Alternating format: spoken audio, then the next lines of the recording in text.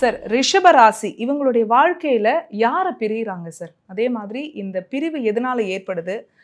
இந்த பிரிவு அவங்களுடைய மனசை எந்த அளவுக்கு பாடுபடுத்துது? இவங்களுடைய வாழ்க்கையோட அடுத்த கட்ட பரிணாமம் எப்படி இருக்கும்? இதை சொல்லுங்க. அதாவது நீங்க கேட்குற கேள்வியில 1000 அர்த்தங்கள் இருக்கு. ஒருத்தரை பிரிகிறோம் அப்படின்னு சொன்னா எடுத்தோடனே நமக்கு நினைக்கும், சார் நாங்கள் நல்லா லைஃப் வாழ்ந்துகிட்டு இருந்தோம், ஹஸ்பண்ட் அண்ட் ஒய்ஃபாக இருந்தோம், நாங்கள் 2 பேரும் பிரிஞ்சிட்டோம். இது மட்டுமே அல்ல பிரிவு.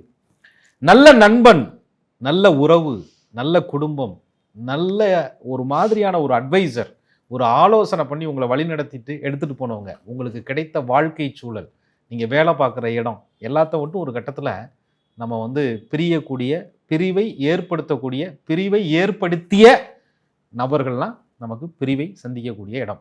இதை ஜோதிடத்தில் எப்படியா சொல்கிறது அப்படின்னா 12ஆம் இடம் அப்படின்னு சொல்கிறாங்க. அந்த இடம் ஒரு பிரிவை சொல்லுது. வாழ்க்கையினுடைய மோட்சஸ்தானம். இந்த பூமியை விட்டு நீ பிரிகிறையா, அதுவும் 12ஆம் இடம் தான்.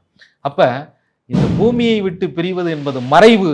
வாழ்ந்துக்கிட்டே மறைஞ்சதுக்கு சமானமாக வாழ்கிறோம் பாருங்க, அதுதாங்க ரிஷபம். அதாவது பாசம் வச்சாலும் பெருசாக வைப்பாங்க, பிரிஞ்சாலும் ரொம்ப பிரிவாக இருப்பாங்க. இவங்க அந்த பாசம் வைக்கும்போது அவங்க காட்டுற அன்பு இருக்குது பார்த்தீங்களா, ஒருத்தரை கேர் பண்ணுற விதம் இருக்குது பார்த்தீங்களா, சும்மா உதட்டளவில் இருக்காது.